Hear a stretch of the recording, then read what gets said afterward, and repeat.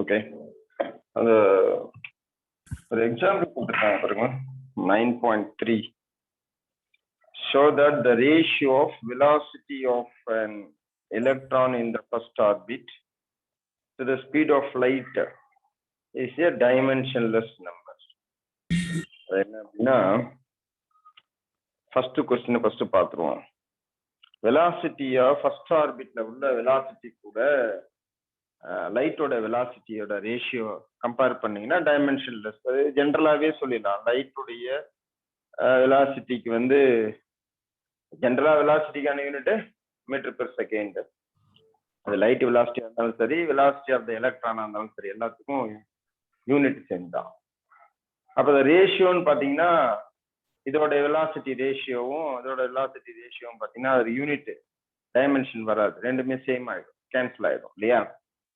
ஆனா அதை நம்ம எப்படி இந்த ஈக்குவேஷன்ஸ்ல அவங்க கொடுத்துருக்க வேல்யூல எப்படி நம்ம அதை போட போறோம் அது மட்டும் நம்ம பார்க்க போறோம். You know that velocity v suffix n is equal to h by இது ஏற்கனவே டெரைவ் பண்ணது பாரு 2 pi m a naught into z by n. இது ஆல்ரெடி நம்ம டெரைவ் பண்ணது. எங்க இருக்கு அப்படின்னு பாத்தீங்கன்னா அதே பேஜ்ல இருக்கு, பேஜ் நம்பர் 154ல இருக்கு பாருங்க. h by 2m அதுல a naught னு ஒரு வேல்யூ போட்டேன். a naught is equal to epsilon naught h square divided by 5m e square. 5m e square. இது ஆல்ரெடி சப்ஸ்டிட்யூட் பண்றீங்க. vn is equal to velocity of the nth orbit is equal to h by 2 pi m a naught க்கு பதிலா epsilon naught h square divided by 5m e square into z divided by n. இதுல பாருங்க இதெல்லாம் cancel பண்ண பாருங்க.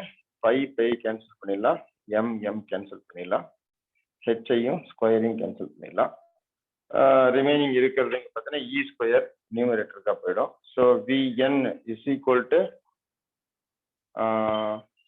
இ square Z divided by 2 into epsilon naught H N வருமா?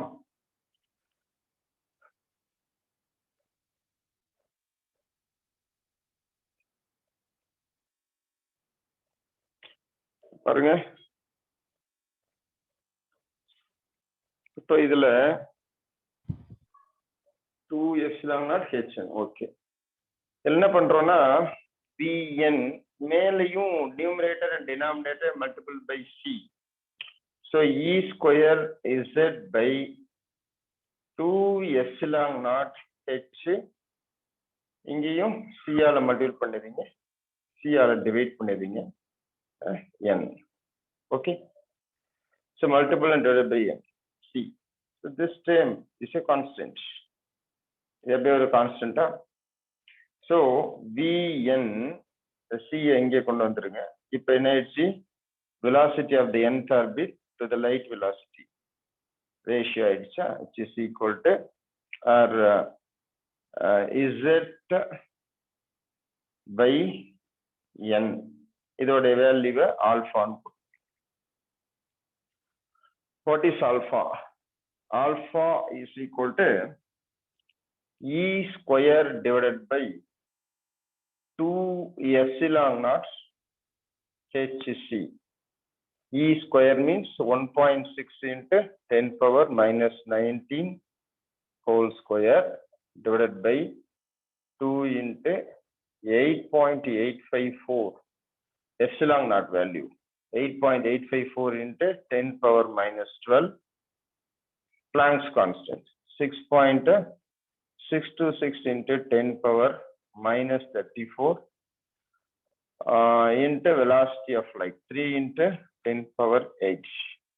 Okay, so this value is equal to 1 by 137 I think, alpha value is equal to 1 by 137. Okay.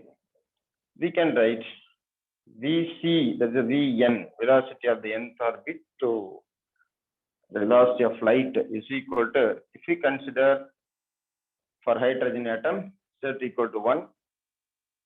And one more thing, if we consider the radius of the orbit, first orbit, n is equal to 1. So this value will come, that is 1 by 137 will come. And velocity of the first orbit, which is equal to c by 137. C means velocity of light. That is 3 into 10 power 8 by 137. This is equal to what? 3 divided by 137 is equal to 2.19. This value is 2.19 into 10 power 6 meter per second. This is velocity of the first orbit. Then velocity of the second orbit, if you have to find. So V2, that is n is equal to 2, means velocity of the second orbit. That is 2.19 into 10 power 6. Actual formula is z by n. This is the formula.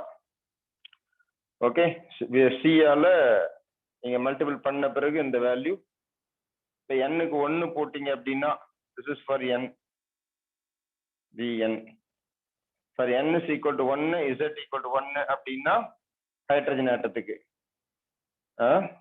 z equal to 1, if second n equal to 2.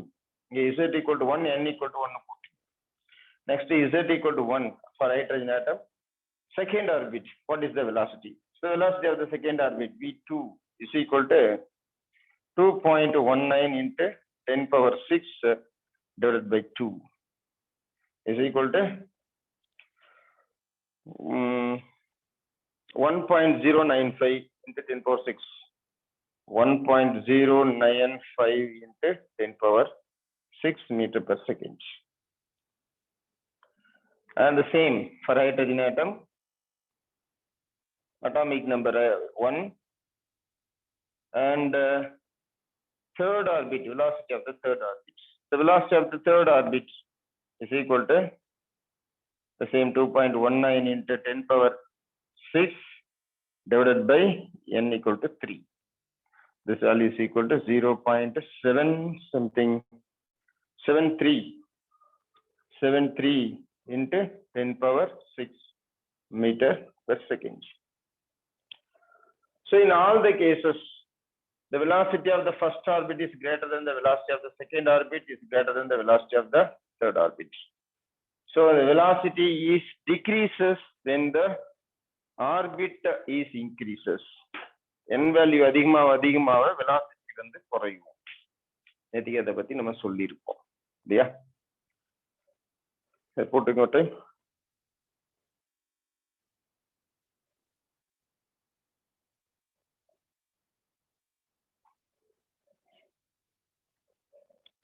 Next பாருங்க என்ன சொல்றாங்க அப்படின்னா 9.4 example. The Bohr atom model is derived with the assumption that the nucleus of an atom is stationary and only electron revolve around the nucleus. Suppose the nucleus is also in motion. Calculate the energy of the new system. அதாவது என்ன சொல்றாங்க அப்படின்னா எல்லாத்துலயுமே நம்ம drive பண்ணிருக்கிறது எல்லாமே என்ன பண்ணிருக்கோம், electrons வந்து ரிவால்வ் ஆகிட்டு இருக்குது, நியூக்ளியஸ் வந்து நியூக்ளியஸ் வந்து ரெஸ்ட்ல இருக்குது. இதை வச்சுதான் நம்ம கன்ஸ்ட்ரக்ட் பண்றோம். But what is the question? If electron revolve as well as the neutron, that is nucleus is also revolve அப்படின்னா what will be the energy?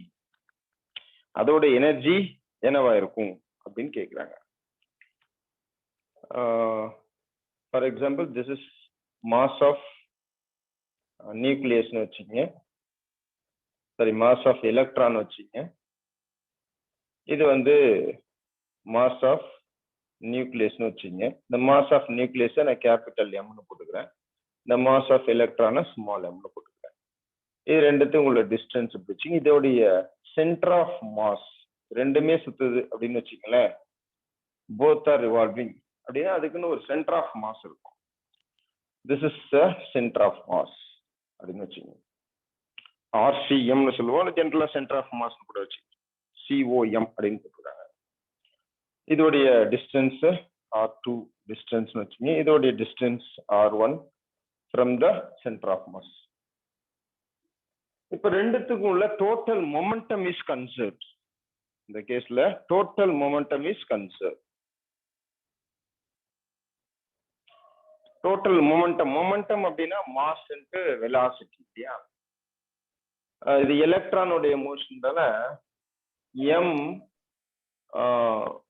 Mass into velocity momentum minus mv plus இது motion of the momentum of the nucleus, that is mv, is equal to 0. the total momentum is conserved. எதை வேணா நீங்க வச்சுக்கலாம். so in this we can write mv is equal to mv. இந்த mv அப்படிங்கிறது என்ன அப்படின்னா momentum of the nucleus. இந்த mv எது அப்படின்னா momentum of the electrons. okay, so we can write Pn vector modulus is equal to Pe vector modulus if you consider that as P. P வச்சுக்கிட்டீங்கன்னா இப்போ condition apply பண்றோம். என்ன condition? Kinetic எனர்ஜிக்கான formula. you know that kinetic energy Ke is equal to half mv square. so Ke is equal to half mv square into m divided by m, multiple and divided by m. so kinetic energy is equal to half into m square v square by m. m square v square you can write mv whole square divided by m. mv is write as p, so p square by m. so kinetic energy can be write as half p square by or p square by 2m. so here total kinetic energy, ரெண்டு energy இருக்கு, ஒன்னு இதுல ஒன்னு இருக்கு அதுல ஒன்னு இருக்கு இல்லையா? இதுக்கு ஒரு கைனெட்டிக் எனர்ஜிக்கு அதுக்கு ஒரு kinetic energy. so the total kinetic energy is equal to half அதாவது p square pn square by 2m capital M னு போட்டுங்க plus pe square by 2 small m. இங்க ஒன்னு சொல்லியிருக்கேன் பாருங்க, இது என்ன பண்ணிக்கலாம், p னே போட்டுக்கலாம். so we can write p square by 2 capital M plus p square by 2 small m. so 1 by 2m you can take outside, sorry 1 by 2 you can take, sorry p by 2, p square by 2 you can take out. here remaining term is 1 by capital M plus 1 by small m. that is said to be reduced mass. 1 by capital M plus 1 by small m, அதுக்கு பேர் என்ன சொல்லுவா, reduced mass னு சொல்றீங்க. அதாவது 1 by nu m is equal to 1 by capital M plus 1 by small m. the LCM எடுத்தீங்கன்னா என்ன வரும், capital M small m capital M plus small m. இப்ப nu m reduced mass, nu m is equal to என்ன வரும் அப்படின்னா capital M small m by capital M plus small m. this is the reduced mass. அப்ப energy எதை பொறுத்து இருக்குன்னா அந்த reduced mass depend பண்ணி இருக்குது அப்படின்னு சொல்லியிருக்கோம். ஸோ டோட்டல் கைனெட்டிக் எனர்ஜியை பத்தி நீங்க என்ன சொல்லலாம்னா total kinetic energy is equal to P square by 2 into M போடுறதுக்கு பதிலாக என்ன போட்டுக்கிறீங்க, நியூ எம் அப்படின்னு போட்டுக்கிறீங்க. This is the kinetic energy. Okay, then இந்த கைனெட்டிக் எனர்ஜி, அந்த எனர்ஜி இருக்கு இல்லையா, ஏற்கனவே பார்த்தோம்ல எனர்ஜிக்கான ஃபார்முலா ஒன்று இருக்கும் பாருங்க, E is equal to minus m e power 4 by 8 epsilon naught square n square h square னு ஒரு ஃபார்முலா பார்த்தோம். எனர்ஜி டிரைவ் பண்ணோம் பாருங்க, அதுல இந்த m-க்கு பதிலா என்ன பண்ணுறீங்க, write as nu m, reduced mass னு போட்டுருங்க. இதுதான் total energy, sorry energy ன்னு சொல்லலாம். Okay, the potential of the system is same. The total energy of hydrogen can be expressed replacing mass by reduced mass. Okay, since the nucleus is very heavy compared to the electron, the reduced mass is closer to the mass of the electron. Reduced mass எதுக்கு பக்கம் இருக்குன்னா எலக்ட்ரானோட மாஸுக்கு பக்கம் இருக்கும் அப்படின்றத சொல்றோம். Okay, இதை போட்டுங்க. அடுத்தது excitation energy and excitation potential. இது ஸ்கிரீன்ஷாட் எடுத்துக்கிறீங்களா, எழுதி வச்சுக்கிறீங்களாப்பா?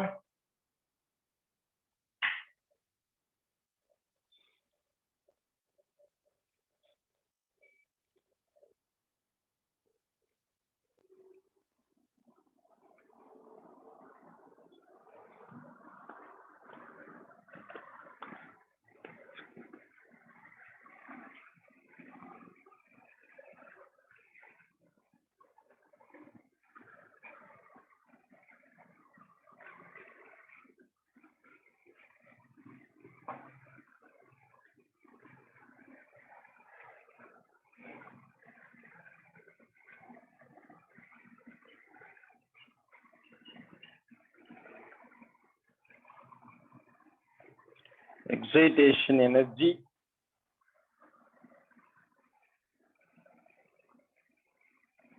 excitation potential. Excitation energy என்னன்னா excitation potential அப்படின்னா என்ன பாருங்க. இது வந்து this is nucleus, this is orbits, K shell, L shell, M shell, K, L, M, and so on. Electrons are present here, here.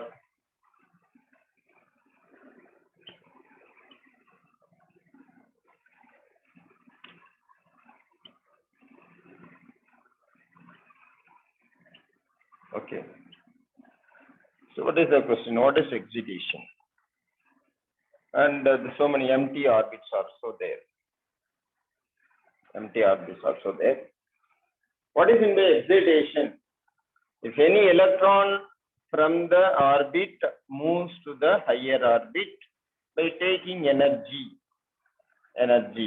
is called excitation.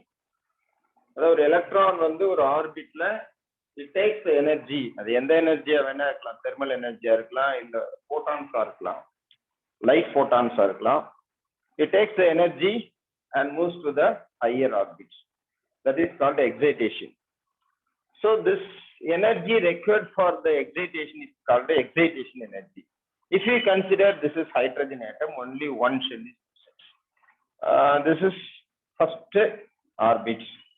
The energy required to move from the first orbit to the first higher orbit. அதாவது இது first orbit, second orbit, third orbit, fourth orbit, fifth orbit அப்படி இருக்கும். n equal to 1, 2, 3, 4, 5. So energy required to first excitation. This is energy of the first orbit. This is energy of the second orbit. This is energy of the third orbit. Energy of the fourth orbit. Energy of the fifth orbit. If you give energy to the first orbit, it takes that energy and moves to the higher orbit. This is called first excitation. So in that first excitation, the electron can gain energy from the ground state to the first higher state. This is called first excitation. அப்ப இதுக்கான energy எவ்வளோ வேணும் அப்படின்னா, that is E2 minus E1 is equal to the energy, first excitation energy. Okay, and second excitation அப்படின்னா இங்க இருந்து இந்த ஆர்பிட்டுக்கு போகுது. That is E3 minus E1 is equal to the second excitation. Okay, and third excitation here to here, that is E4 minus E1 is equal to, this is first excitation, this is second excitation, this is third excitation. So the difference in energy level, if we give, அதாவது இது ரெண்டுத்துக்கும் என்ன energy level gap இருக்கோ அதை கொடுத்தீங்கன்னா இங்கே போகும். இது ரெண்டுத்துக்கும் எனர்ஜி கேப் இருக்கு எவ்வளவு கொடுத்தீங்கன்னா அது இங்கே போகும். இது ரெண்டுத்துக்கு எவ்வளவு கேப் இருக்கோ அதை இன்புட்டா கொடுத்தீங்கன்னா இங்கே போகும். ஃபார் எக்ஸாம்பிள் இது ஹைட்ரஜனா கன்சிடர் பண்ணிட்டீங்கன்னா ஜீரோ ஸ்டேட்ல here -13.6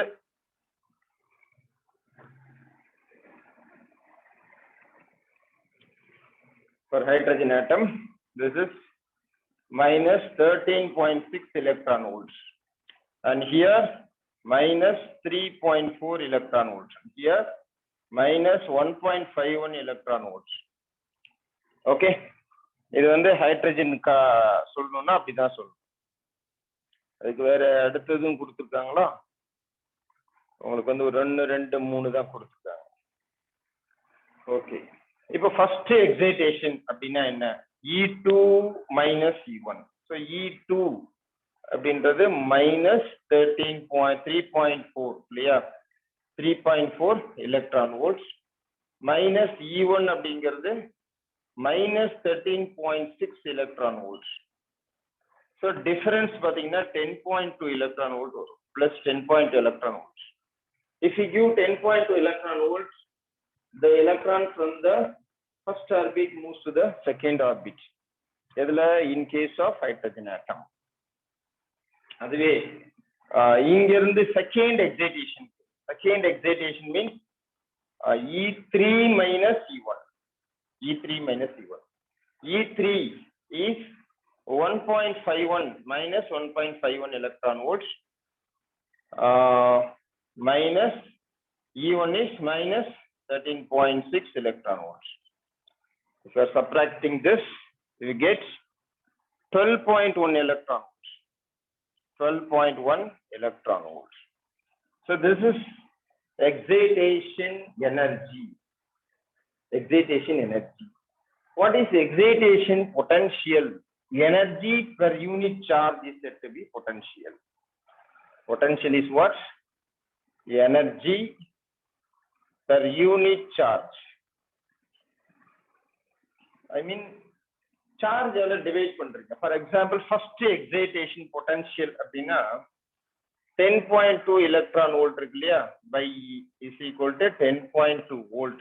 This is excitation per unit charge, that is excitation potential. Here 12.1 electron volt divided by E is equal to 12.1 volt. This is second excitation potential.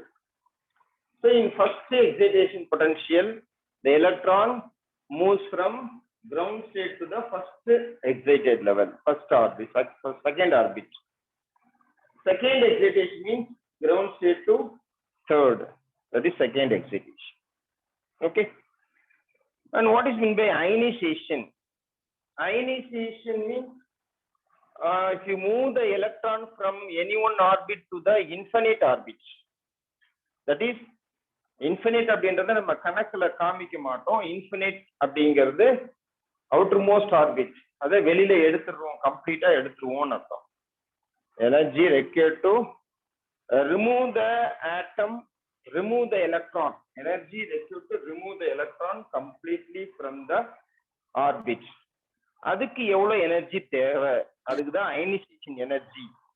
Okay, so the ionization energy for hydrogen atom,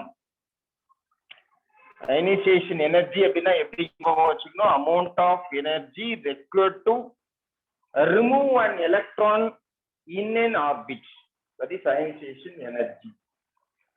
அப்ப ionization energy infinite, இதே மாதிரி shell போட்டே போறீங்க, that is E energy at infinite shell.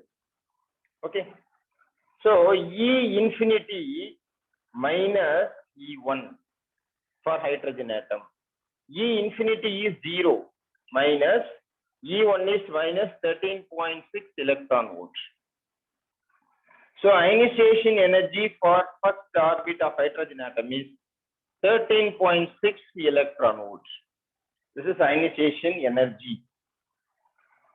Okay, this is ionization energy.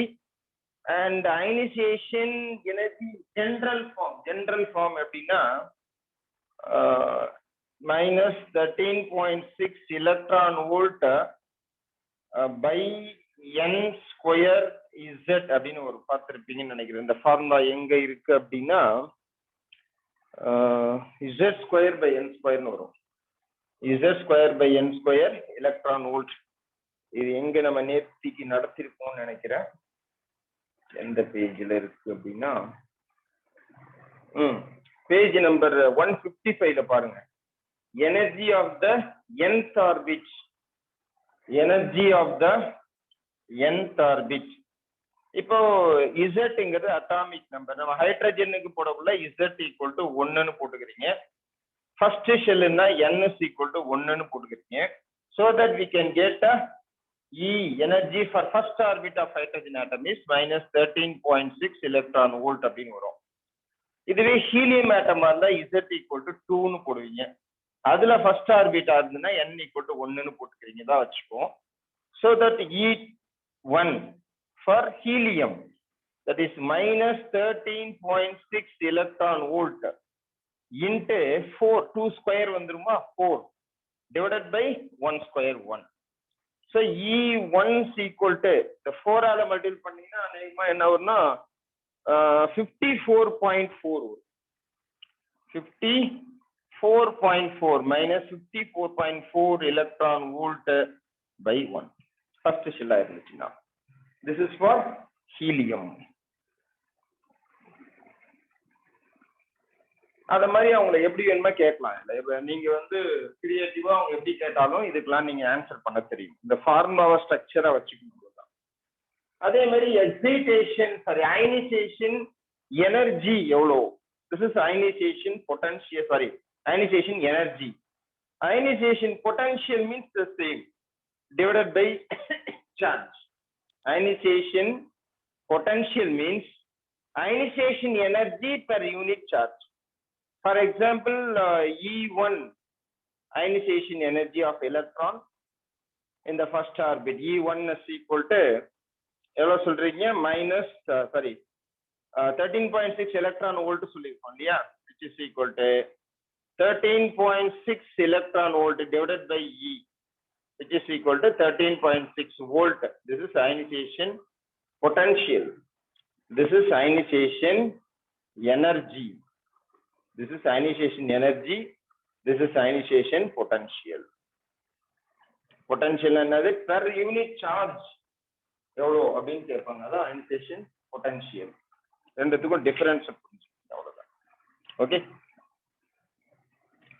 அடுத்ததா ஒரு example கொடுத்துருக்காங்க. அது easy தான்ப்பா, நீங்க அதை போடலாம். அதாவது டிஃபரன்ஸ் கேட்டிருக்காங்க, அவ்வளவுதான். இப்ப நம்ம போட்டதான் என்னது, எனர்ஜி வந்து அந்த ஹீலியம் நியூக்ளியஸ்க்காக போட்டிருக்கு. அந்த டிஃபரன்ஸ் இன் எனர்ஜி தான் கேட்டிருக்காங்க.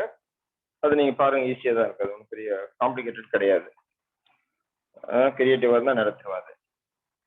நெக்ஸ்ட் இருக்கிறது வந்து atomic spectra. Atomic spectra, spectrum அப்படின்னா ஃபர்ஸ்ட் என்னன்னு தெரிஞ்சுக்கணும். எதனால இந்த ஸ்பெக்ட்ரம் வருது அப்படின்னு தெரிஞ்சுக்கணும். லைட் எப்படி உண்டாகுது இந்த வேப்பர் பல்ப்லாம்.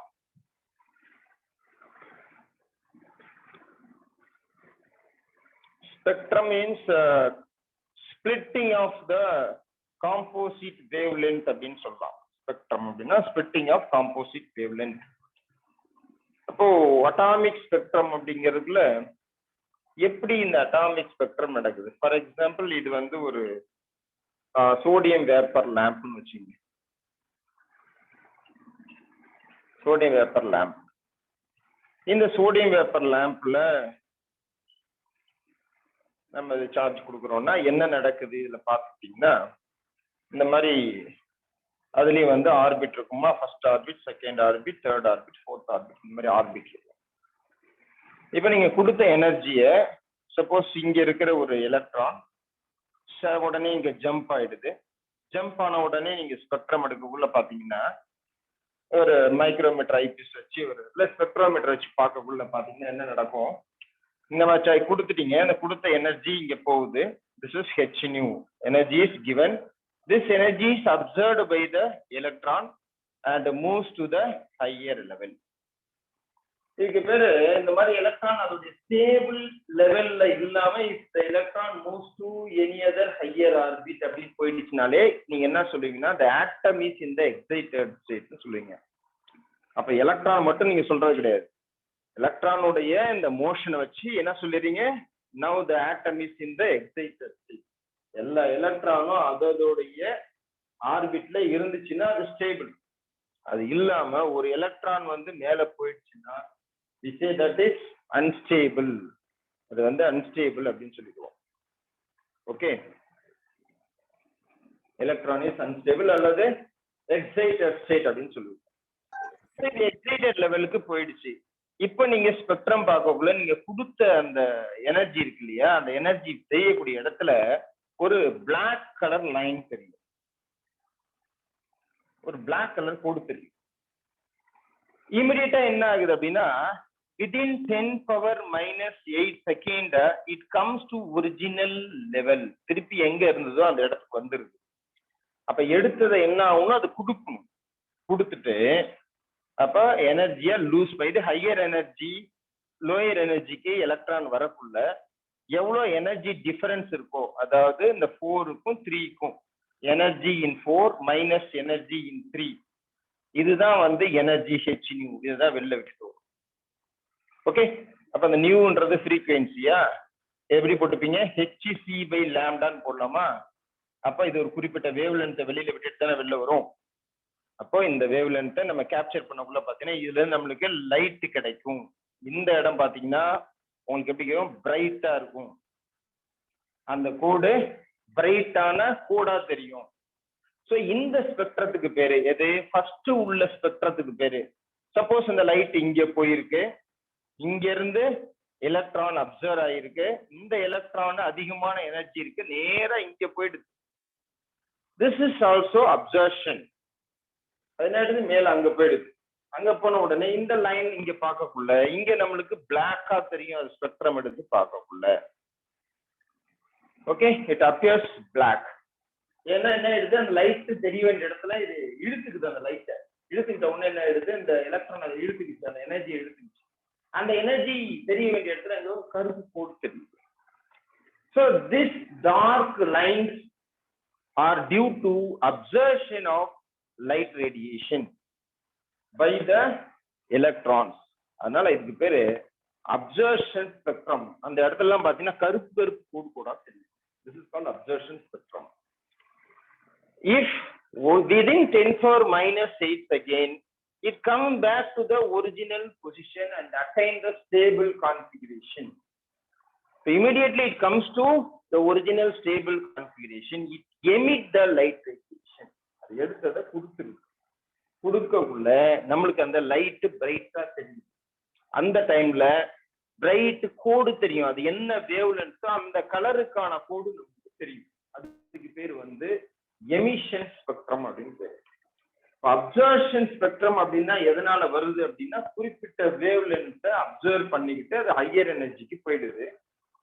அதுக்கப்புறம் கொஞ்ச நேரம் கழிச்சு எவ்வளவு நேரம் அப்படின்னா within 10 power minus 8 second it comes to the ground state. Ground state அப்படின்னா செகண்ட்ல இருந்த எலக்ட்ரான் செகண்டுக்கு வரணும், ஃபர்ஸ்ட்ல இருந்த எலக்ட்ரான் ஃபர்ஸ்ட்டுக்கு வரணும். இதுக்கு பேர் தான் கிரவுண்ட் ஸ்டேட்னு பேரு. அந்த கிரவுண்ட் ஸ்டேட்டுக்கு வரக்குள்ள it emits the light radiation that is said to be.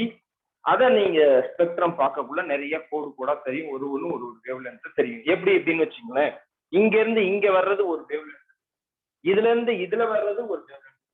அப்போ ஒவ்வொன்றுத்துக்கும் ஒரு corresponding lines we can form so that we can see the emission and absorption spectra. இதை வச்சுதான் நம்ம எமிஷன் ஸ்பெக்ட்ராவும் அப்சர்ஷன் ஸ்பெக்ட்ராவும் சொல்றோம். இது ஹைட்ரஜன்ல எப்படி நடக்குது, இதேதான். அந்த ஹைட்ரஜன் நடக்கிறதும் இதேதான். ஃபர்ஸ்ட் ஆர்பிட்ல இருந்து செகண்ட் ஆர்பிட்டுக்கு அதை வந்து ஒரு இதா சொல்லிடுறேன். அதுக்கு ஒரு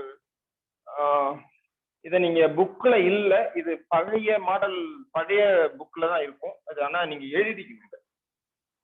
என்ன அப்படின்னா EN1 அப்படின்னா பாருங்க En அப்படின்னா energy of the nth orbit என்ன சொல்லுவீங்க minus me⁴/8 epsilon naught n square h square இதானப்பா energy of the nth orbit அப்படின்னு சொல்லுங்க. So energy of the mth ஆர்பிட்னு வச்சுங்க mன்றது ஹையர் எனர்ஜின்னு வச்சுக்கோங்க energy of the mth orbit m equal என்ன போடுவீங்க minus me⁴/8 epsilon naught m square h ஸ்கொயர்னு போடுவீங்க. இது nth ஆர்பிட்டுக்கு nங்கிறது ஃபர்ஸ்ட் ஆர்பிட்டா வச்சுங்க mங்கிறது ஹையர் ஆர்பிட் அப்படின்னு கன்சிடர் பண்ணுங்க. ஸோ தட் இது higher orbit em minus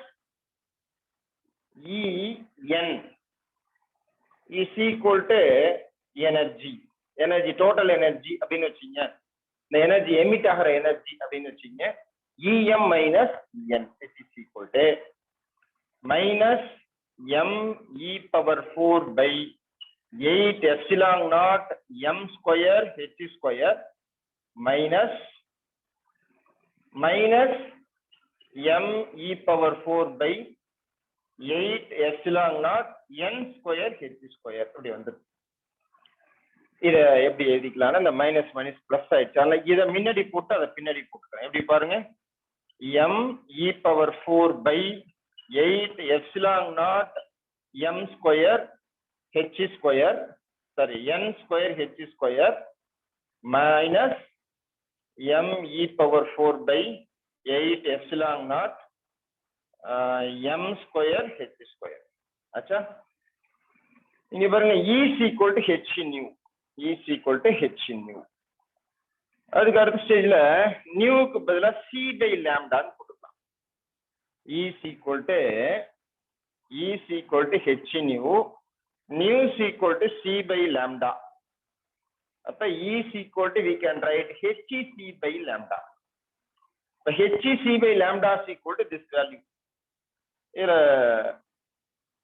1/λ equal to போட்டீங்கன்னா என்ன வரும் பாருங்க இதுல காமன்லாம் வெளில எடுத்துருங்க me⁴/8 எப்சிலான் நாட் h இது ஒரு h அந்த பக்கம் போச்சுன்னா h³ ஆயிடும் இந்த c அந்த பக்கம் போச்சுன்னா hc ஆயிடும் இல்லையா ரிமைனிங் என்ன இருக்கு அப்படின்னு பாத்தீங்கன்னா இங்க 1/n square minus 1/m square அப்படின்னு இருக்கும். இதுக்கு பேரு 1/λங்கிறது வேவ் நம்பர் எத்தனை நம்பர் வேவ் போயிருக்கு ஓகே அத நியூ பார் அப்படின்னு போட்டுக்கலாம்.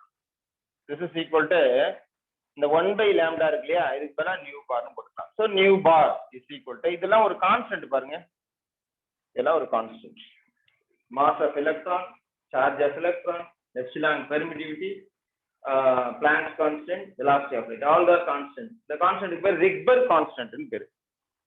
This is called a Rydberg constant. So the constant is said to be R into 1/n square minus 1/m square. So the wave number is equal to R into 1/n square minus 1/m square. The wave number value R is a constant which is equal to 1.097 into 10 power minus 24 1 minute bookல குடுக்கல wave number 1.094 into 10 power 7 per meter. Okay இதை எழுதி வச்சுங்க ஒரு முறை இதுதான் R உடைய value Rydberg constant இந்த R உடைய வேல்யூ. இப்ப நியூ வேவ் நம்பர் எத்தனை நம்பர் ஆஃப் வேவ் வந்திருக்கு அப்படின்றத இதை வச்சு கால்குலேட் பண்ணுவாங்க. இப்ப இது என்னது எனி அதர் ஆர்பிட் தான் இது எந்த ஆர்பிட்ல இருந்து எந்த ஆர்பிட்டுக்கு வருது அப்படிங்கிறது இதை மட்டும் நீங்க அப்படியே எழுதிக்கீங்க. நான் அடுத்ததை இதை வச்சு நான் நடப்புறேன் குயிக்.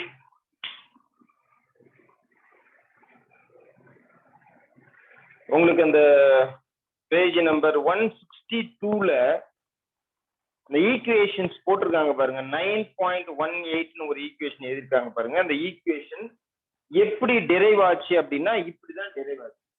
இதுல இருந்து தான் இந்த ஈக்குவேஷன் வந்துச்சு. அவங்க நேரடியா அந்த ஈக்குவேஷனை போட்டிருக்காங்க. ஆனா இது எழுதிக்கிட்டீங்கன்னா உங்களுக்கு ஈஸியா இருக்கும். ஒன்னும் எனர்ஜி டிஃபரன்ஸ் தான்.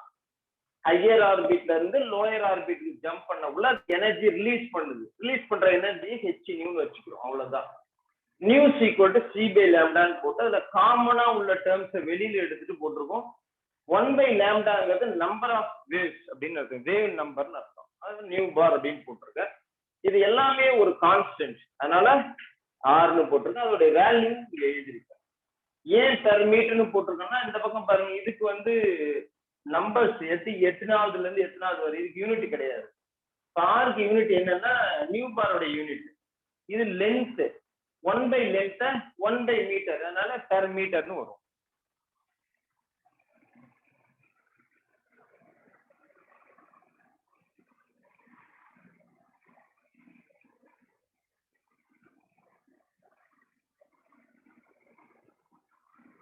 ஓகே, இல்ல ஹைட்ரஜன்ல என்னென்ன சீரீஸ் லைன்ஸ் வருது, நிறைய ஹைட்ரஜன்ல நிறைய கோடுகள் வருது. ஹைட்ரஜன் ஸ்பெக்ட்ரம் எடுக்குள்ள பாத்தீங்கன்னா என்ன ஹைட்ரஜன் ஸ்பெக்ட்ரம் அப்படின்னா, ஹைட்ரஜன் கேஸை ஒரு டிஸ்சார்ஜ் டியூப்ல வச்சிடுறீங்க, அதுல எனர்ஜி கொடுக்குறீங்க.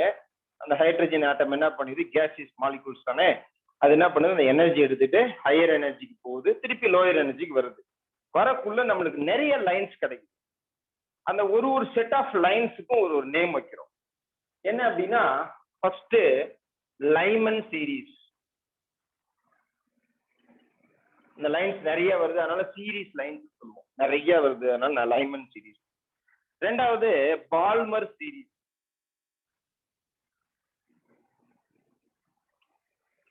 மூணாவது பேஷன் சீரீஸ்.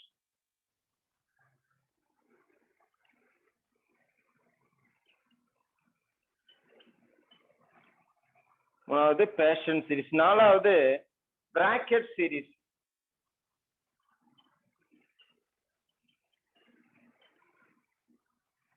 அஞ்சாவது fund series.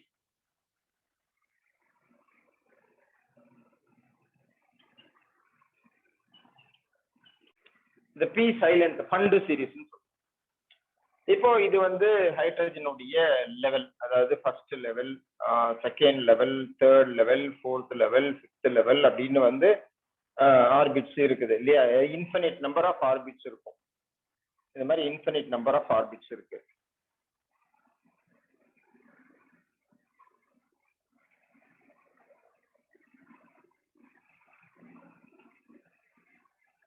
This is first level, this is second, this is third, this is fourth, 5, 6, 7, 8, 9, 10, 11, 12. Infinite number of orbits.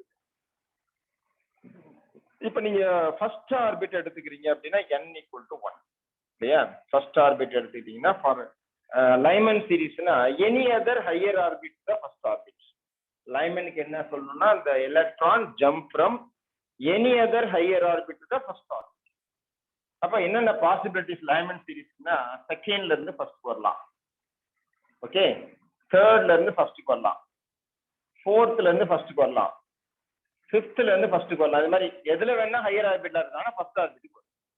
Okay, அப்ப ஒவ்வொன்றுத்துக்கும் இந்த லைன் வேரியேஷன்ஸ் வரும். எப்படின்னா n1 = 1 தான் லைமன் சீரீஸ்ல. n1 = 1 இதே போட்டுக்கலாம். லைமன் சீரீஸ்னா n1 = 1, பால் பார்னா n = 2, பேஷன்னா n = 3, பிராக்கெட்னா n = 4, ஃபண்ட்னா n = 5.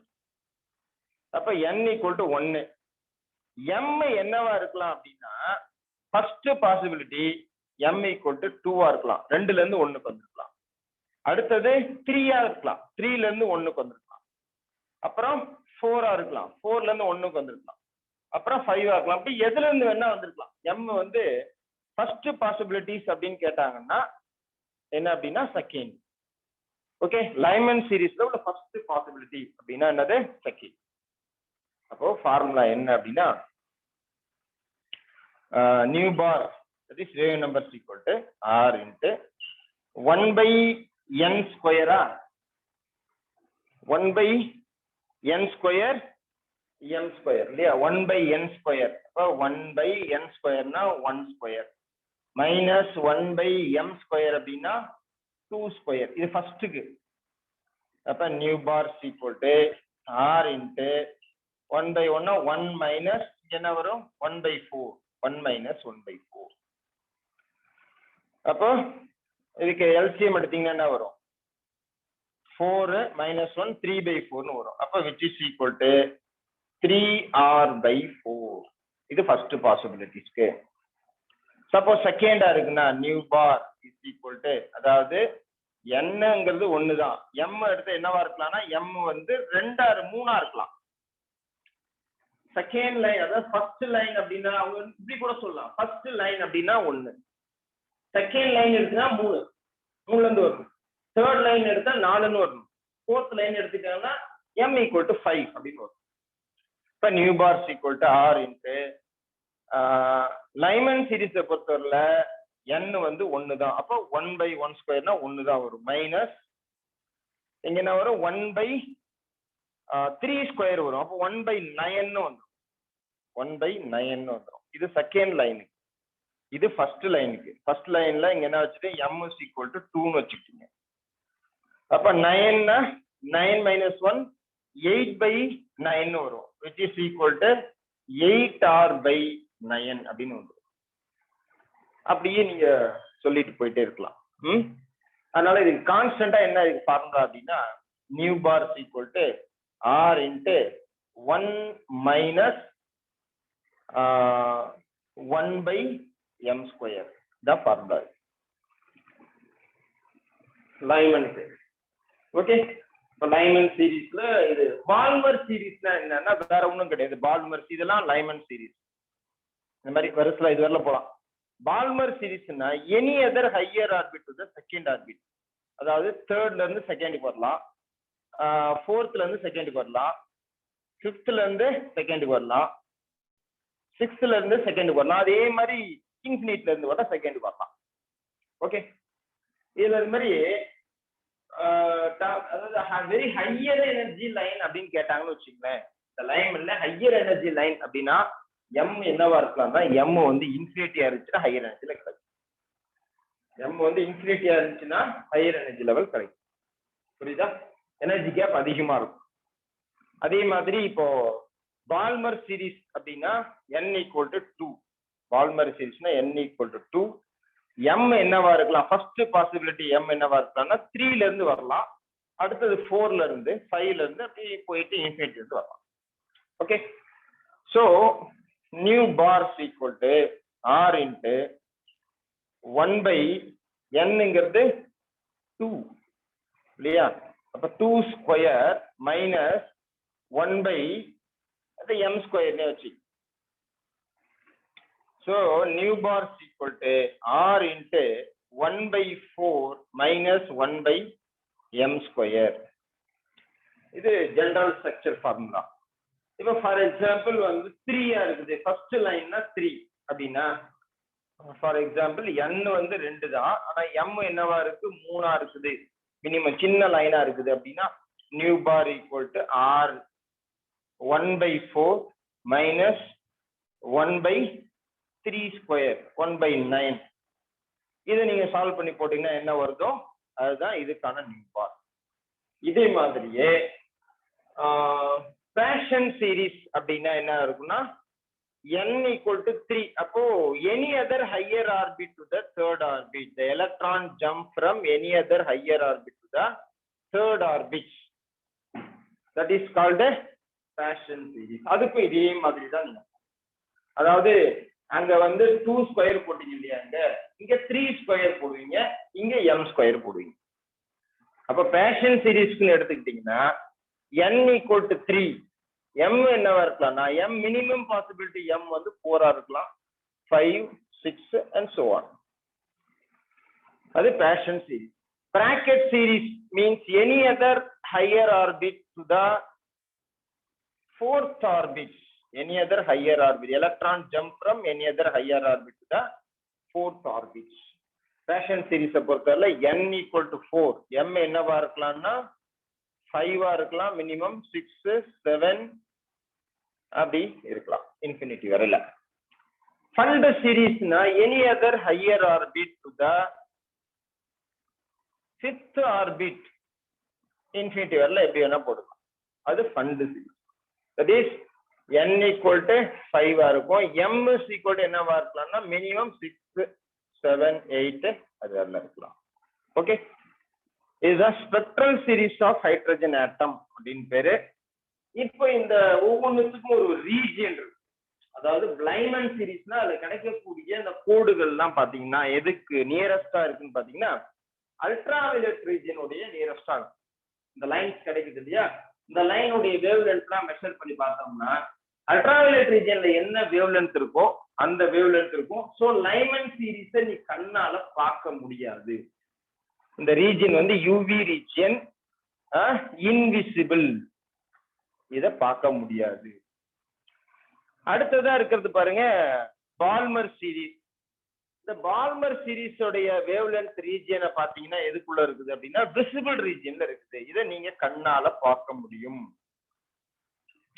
அப்ப இந்த ஹைட்ரஜன் சீரீஸ்ல எதை மட்டும் தான் நம்ம கண்ணால பார்க்க முடியும் அப்படின்னா பால்மர் சீரீஸை மட்டும் தான் கண்ணால பார்க்க முடியும். அப்ப பால்மர் சீரீஸ் உடைய வேவ் லென்த் ரேஞ்ச் என்னவா இருக்கும்ன்றத நம்ம சொல்லிடலாம். என்னவா இருக்கும்?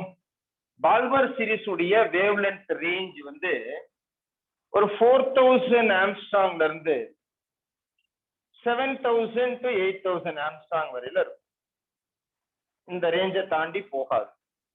That is Balmer series. ஏன்னா இது visible region. Next Paschen, Brackett, Pfund. இங்க பாருங்க பேஷன் சீரீஸையும் பார்க்க முடியாது, பிராக்கெட்டையும் பார்க்க முடியாது, ஃபண்டும் பார்க்க முடியாது. மூணுமே என்ன அப்படின்னா ஐஆர் ரீஜியன், இன்ஃப்ராரெட் ரீஜியன். பாத்தீங்கன்னா ஸ்பெக்ட்ரம் ஜென்ரலா பாத்தீங்கன்னா அந்த எலக்ட்ரோமேக்னெட்டிக் ரேஸ் போட்டீங்கன்னா என்ன போடுவீங்க? ஃபர்ஸ்ட் மைக்ரோவேவ், அதுக்கப்புறம் சாரி ரேடியோ வேவ்ஸ், மைக்ரோவேவ்ஸ், அப்புறம் யூவி ரேஸா sorry infrared ray, visible ray, ultraviolet rays, X ray, gamma ray போடுவீங்க இல்லையா? இதுல நம்மளுக்கு கிடைக்கிறது இந்த மூணு பார்ட். ஃபர்ஸ்ட் யூவிஸ் கிடைக்குது. யூவி ரேடியேஷன் எங்க கிடைக்குது? லைமன் சீரீஸ்ல அந்த ரீஜியன் கிடைக்குது. அதுக்கப்புறம் விசிபிள் ரேஸ் வந்து பிராக்கெட் சீரீஸ். மீதி எல்லாமே என்னது? ஐஆர் ரீஜியன், இன்ஃப்ராரெட் ரீஜியன்ல தான் நமக்கு கிடைக்கும். ஓகே, அடுத்து பாருங்க இந்த லிமிடேஷன் ஆஃப் போர் மாடல். இந்த போர் ஆட்டம் மாடல் இந்த மாதிரி ஸ்ட்ரக்சரை சொன்னா கூட, இந்த மாதிரி நிறைய சொன்னா கூட என்ன சொல்லு அப்படின்னா எத்தனை தான் கோடு வரும் அப்படின்றது சொல்ல. இந்த லைன்ஸ் கிடைக்குது இல்லையா, எத்தனை லைன்ஸ் கிடைக்கும் அப்படின்றது ஸ்பெசிபிக்கா அதை இண்டிகேட் பண்ணல. Okay, the Bohr atom model is valid only for hydrogen atom or hydrogen like atom. இது வந்து ஹைட்ரஜன் ஆட்டத்துல தான் நம்ம ஸ்பெக்ட்ரல் சீரீஸ்ல நம்ம அதை சொல்லியிருக்காங்க. அதே மாதிரி ஒரு காம்ப்ளிகேட்டடா அதிகமா அட்டாமிக் நம்பர் உள்ள ஒரு ஆட்டத்தை பத்தி இது சொல்ல, சிம்பிளா உள்ள ஆட்டத்தை மட்டும் தான் எக்ஸ்பிளைன் பண்ணிருக்கோம். When the spectral lines are closely examined, the individual lines of hydrogen spectrum are accompanied by the number of faint lines. This is called a fine structure. This cannot be explained by the Bohr atom model. என்ன அப்படி மீனிங்னா, இதோ நான் சொல்லிட்டேன் இந்த ஒரு கோடு போட்டிருக்கோம்னு சொல்லியிருக்கேன். இது ஒரு லைன், இது ஒரு லைன், இது ஒரு லைன் சொல்றேன். If you are examining this closely with the high resolving power spectrometer, this single line can be split up into many lines of different intensity. ஒரு லைனை வந்து எக்ஸாமின் பண்ணி பார்க்கல நிறைய கோடுகள் தெரியும். அந்த கோடுலாம் எதனால உருவாகி இருக்குது அப்படின்றத பத்தி இது தெளிவான ஒரு எக்ஸ்பிளனேஷன் கொடுக்கல இந்த Bohr model.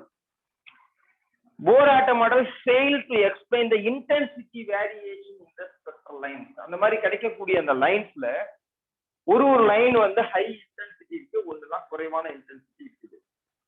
The Bohr atom model cannot give the proper explanation regarding the variation in the intensity of the line. The line ஒரு லைன் பிரைட்டா தெரியுது, ஒரு லைன் கம்மியா இருக்குது, இது எதனால அப்படின்றத அந்த எக்ஸ்பிளனேஷனை இது கொடுக்கல.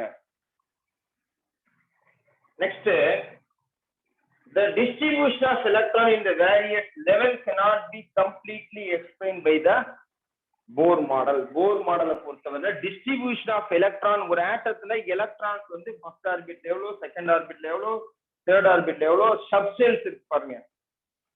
sp1, sp2, sp3 அது மாதிரி subshells இருக்கு இல்லையா, spdf ன்னு அதுக்கான distribution of electrons பத்தி இது தெளிவான ஒரு விளக்கத்தை கொடுக்கல அப்படின்னு சொல்லலாம் Bohr atom model. Okay, these are the drawbacks of Bohr atom model. Okay,